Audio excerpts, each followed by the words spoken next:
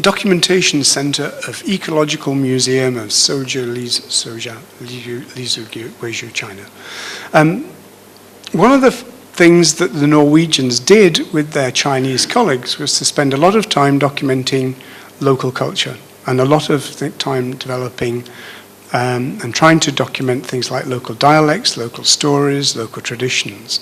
So a lot of photography, a lot of work with video cameras and tape recordings and all the rest of it. So they created this database, partly digital, partly paper-based. So quite interesting, and the actual exhibition itself within the museum focused on local crafts and local ways of life and was really interesting. So I was fortunate enough to go back last year to find out what's happening there, and I talked to local people, including this old lady, and I was very lucky to have this man up on the top left-hand side here with me because he spoke the local dialect. So we were translating from English to Chinese to the local dialect. So it's a bit like Tara's sort of thing yesterday. You know, was I really getting the truth here about exactly what was going on? But it became very clear to me that this experiment has worked in some ways, but in others it failed, because I was asking local people, okay, well, you know, is this eco-museum development important to you? And most of them said, well, you know, we don't notice it really. We quite like one or two tourists coming in and we do a bit of dancing and singing and we make money, and that's great. But I went to the documentation center. All the paper records have been lost. There's no climate control. All, of course, the digital equipment is out of date. No one knows how to work it. No one's interested in it. And basically, it's been forgotten about. It's been put to one side. So, in some ways, it's sort of interesting. But it hasn't really worked in the way that an eco-museum should. And it hasn't worked because local people were excluded. They weren't actually involved in the process. They don't actually have the power themselves to run it. A huge investment from government initially. They don't get any money at all now. Okay? There is actually no one based in the Ecomuseum to help it work. And the local people haven't got the skills and the capacity to run it for themselves. So this is an eco-museum which has been developed top-down, and it's failed. This one is very different. Let's go to Brazil and a bit of Brazilian sunshine. This is very much bottom-up. This is Santa Cruz, which is a very poor part of Rio de Janeiro. And it's interesting to us, really, because it's a very, very bottom-up enterprise. This was developed by local people. There's a local active group called NOPH, which is a local heritage group, and they set up their eco-museum. And this is their headquarters, which was opened when I went there in, I think, 2001. So they've opened that up to the to use as their base. What's really interesting about this place is that there is no tangible heritage at all. They're not interested in anything to do with material culture. The entire focus of this eco-museum is on intangible cultural heritage.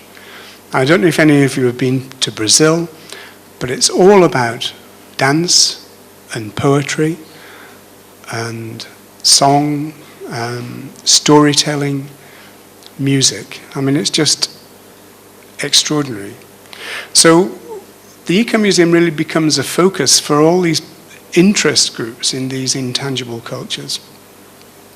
And there are various locations throughout the town that you can visit, but it is mainly for local people. It's not really been developed for people to come from the outside. It's not developed for tourism or anything like that. It's a purely internal commitment.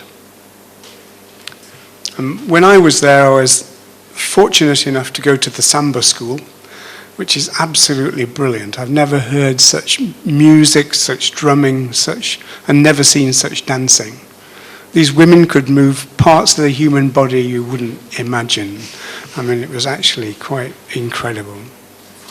So, a really interesting one, isn't it? And this is still a thriving organization, and it's a thriving organization because it's bottom up. It's controlled by the local community, and there are people there who really love these aspects of their community, and they work with them to make sure that they're celebrated. None of these things, they're not under threat or anything like that. I mean, they're never going to be, recognized by the UNESCO Convention, but they're really important at a local level, and I think that's, what's important. So let's move to Japan. This is Hirano-cho, which is a suburb of Osaka in Japan. This man with the hat on here, in fact, is the local priest from the local monastery. And he is the person who set up the Ecomuseum. He's interested in this art of kamichibai, storytelling using storyboards, which is what he's doing here, which he's doing for local children, which is a disappearing art in Japan, but he wanted to find a way of keeping that little bit of intangible heritage moving along. So he's a practitioner as well as being the local priest. But what he saw was that within his town there are all sorts of interesting bits of heritage going on, both the tangible and the intangible. So what he did was to create a network of about, I think at the latest count, about 60 different people, individuals, households, all of which he felt reflected a bit of the local heritage of this place. And he wanted to open it up to make sure that all local people knew what was going on. So it links together things like a local sweet shop and a local bakery, a bicycle shop, a poet who works in the village, someone who's been documenting using video festivals in this place for something like 20 years. And he made a little map to encourage people to go and explore these places for themselves. So you can take his map and try and find these very special places. So this is the interior of a very, very traditional Japanese house and this wonderful art of developing these beautiful interior spaces.